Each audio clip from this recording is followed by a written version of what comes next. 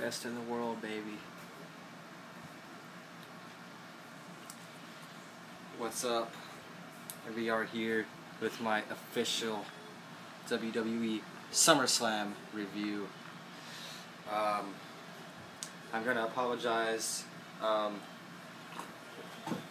Just got done watching SummerSlam.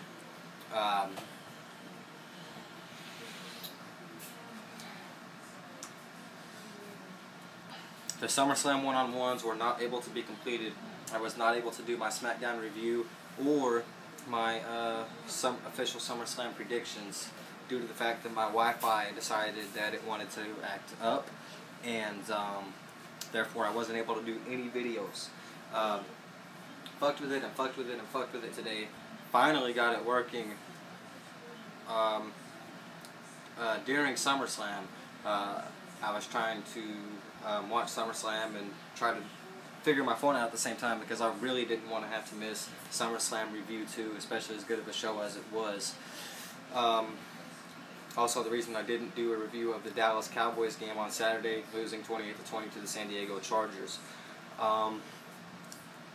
But we're going to go ahead and dive right into it. WWE Summerslam. First match, we have the mirrored opponents, Dolph Ziggler versus Chris Jericho. As I mentioned, I believe that they built this up almost to perfection. This was a good match, and it really lived up to all my expectations. Jericho ends up winning this match. You had Dolph Ziggler hit the zigzag on Jericho, who then kicked out of it. You had Jericho hit the codebreaker on Dolph Ziggler, who then rolled out of the ring to not allow Jericho to capitalize on it. Jericho went for the lion salts. Obviously, these two, so much alike, know each other so well. Ziggler knew Jericho was going for the lion salt, got the knees up. Perfect chemistry. I don't think I've really ever seen two wrestling-based wrestlers, where, you know, more of the mat-style technician type of wrestler. I don't think I've ever seen two technical wrestlers work as well together as Dolph Ziggler and Chris Jericho have. They really are mirrored opponents, and this match lived up to everything I expected it to be and more. Jericho ends up winning by way of tapping out Dolph Ziggler to the walls of Jericho. Very good match.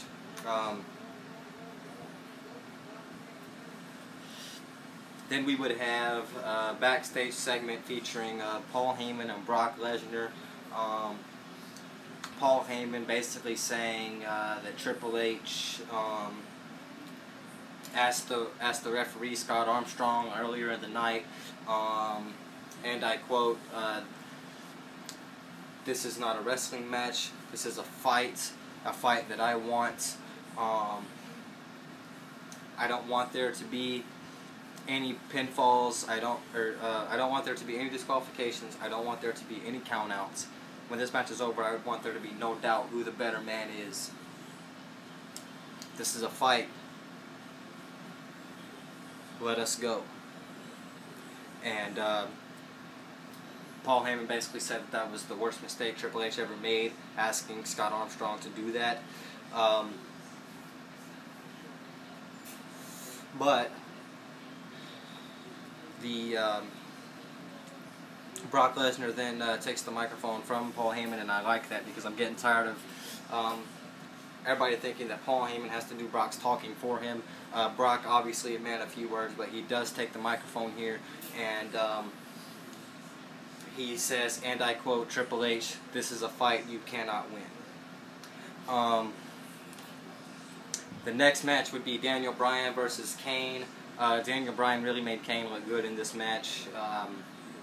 As I mentioned, any match with Daniel Bryan in it is automatically going to be upped just a little bit, at least, because of the fact that Daniel Bryan is in the match. Daniel Bryan made Kane look good. Daniel Bryan ended up winning by way of a roll-up. We then see Kane get really pissed off and go backstage.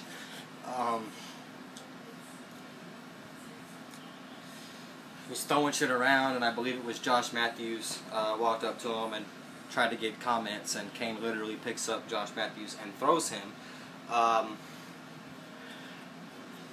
He says, "Where is he?" He says, "He left, he's not here anymore." One little comment, in the pre-show, Antonio Cesaro did defeat Santino Marella for the United States Championship. Thank the Lord. Wrestling Gurus, hashtag fuck off Santino. Maybe Antonio Cesaro can finally make this championship relevant again.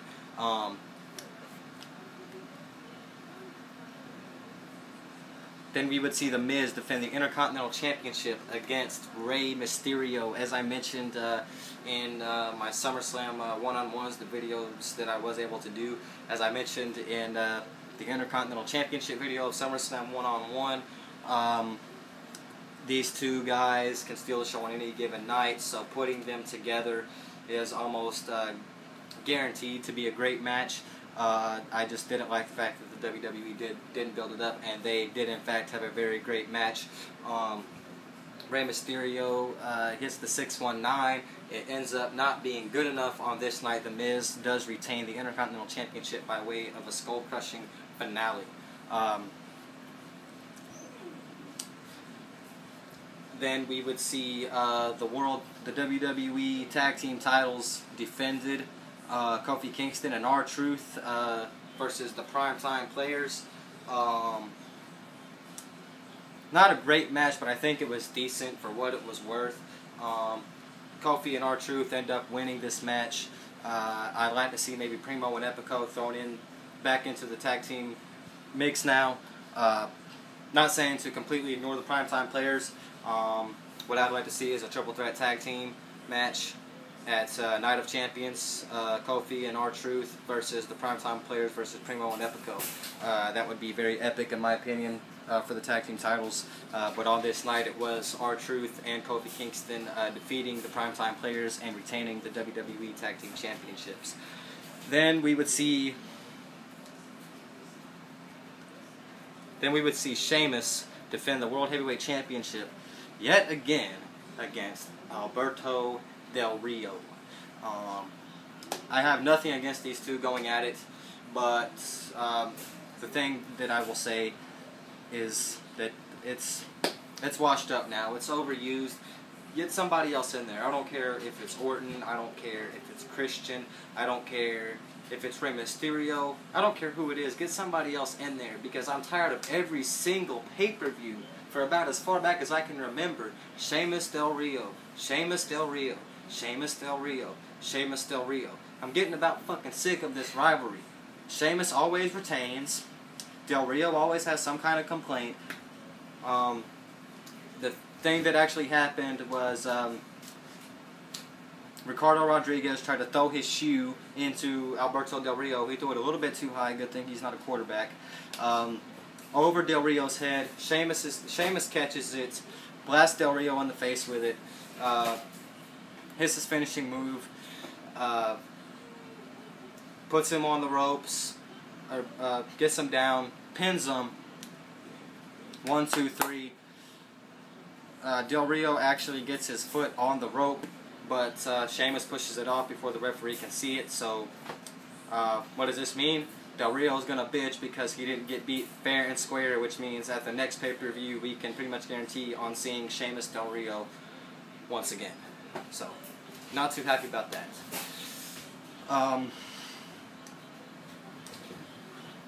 Then we would see the WWE Championship defended in a triple threat match.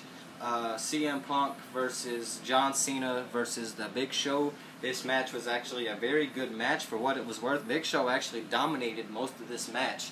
What ended up happening is CM Punk got Big Show in a submission move. I'm not for sure what you would call that, but he got him in a submission move. Big Show wasn't tapping. John Cena then comes in. CM Punk still has the hold locked in. John Cena then comes in and adds an STF onto that. Big Show taps out.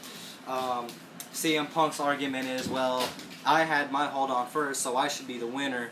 John Cena's argument is, well, he didn't tap out until I put my hold on, so your hold didn't do anything, obviously, so I should be the winner. AJ comes out, says restart the match. Big Show hits a double choke slam, tries to pin Cena. He kicks out, tries to pin CM Punk. He kicks out. What ends up happening is Cena ends up giving the attitude adjustment to the Big Show, and just as I predicted, CM Punk trying to earn maybe a little bit of heel heat, taking out the trash, capitalizing off of John Cena's move, winning, aka the dirty way. Cena hits the AA on Big Show. Punk comes in, throws Cena out the ring. 1, 2, 3. CM Punk is still the WWE champion. Then we would see the perfect storm. Brock Lesnar versus Triple H. Brock Lesnar obviously not really wanting to go by the script. He has said in interviews that he doesn't care so much about the WWE fans. He doesn't care so much about the WWE superstars. He has said in several interviews, quote, the WWE is for pussies. I'm a real fighter. I'm not an entertainer. I'm an ass kicker. The only reason I went back to the WWE is for the money. Brock Lesnar, we all know, has already broken script several times, and once again he did tonight. There's not a doubt in my mind that Triple H was supposed to win this match, but I think that Brock Lesnar might have changed the WWE for the better tonight. I don't mind scripted storylines, but as far as the matches go, just let them fight. And Brock Lesnar ends up winning this match by the Kimura. Triple H, no, I'm not going to tap, no, I'm not going to tap. Brock Lesnar snaps that shit back and breaks it, and Triple H tapped faster than I've ever seen anybody tap in my entire life. That motherfucker was, I mean, as soon as that shit snapped back. Brock Lesnar went completely against script. What does this mean for the WWE? What does this mean for Brock Lesnar? Will he stick around? Will Brock Lesnar get fired for breaking script once again on this time on a live pay-per-view event? Will Vincent Mann's eyes finally be open and say, you know what, I think the WWE could use a guy like you. Stick around, we'll give you whatever you want. I don't see that happening, but that would be very, very good. Brock Lesnar is one of those guys, he will go by the script for the first couple of minutes of a match, but as soon as you say the wrong thing or hit him a little bit too hard and get him pissed off, he just says fuck the script. And I like that. I actually do like that. As a fan of wrestling, I like that about Brock Lesnar. So I was going for Brock Lesnar in this match. I think that Brock Lesnar certainly brings authenticity and reality to the WWE, so hopefully this isn't the last that we've seen of him. Hopefully he will stick around. Maybe him and Triple H will continue the rivalry, or maybe they'll give him someone else. What I would like to see is when Wade Barrett comes back, Brock Lesnar, obviously the UFC fighter, the cage fighter, Wade Barrett, the bare knuckle fighter. Wade Barrett in his promos kind of has that thing going about, well, I'm going to be an ass kicker too. So maybe have Wade Barrett come back and have Wade Barrett and Brock Lesnar just do an unscripted fight. Just a fight to the finish, just like tonight ended up being. It wasn't supposed to turn out like that, but like I said, you never know what you're going to get with Brock Lesnar, because he will go by the script until you piss him off, and then he's just not going to give a fuck anymore. So I'm really looking forward to seeing Raw tomorrow night. What are the repercussions going to be against Brock Lesnar for breaking script once again? Will he stay? Will he go? So many questions left unanswered. No Ryback appearance tonight. Certainly no complaint about that. No Divas match tonight. I do have a little bit of a complaint about that, because it's like the WWE is kind of getting to the point to where they don't give a fuck about their Divas again. But we'll have to see what happens with all of this. That is my official SummerSlam review. Be sure and hit me up on Facebook. The link is over there. Be sure and hit me up on Twitter. The link is over there. Follow me on Twitter. Add me on Facebook as a friend. Be sure and like this video. Comment down there if you like what you see. Subscribe up there. And I will see you guys later. Peace out.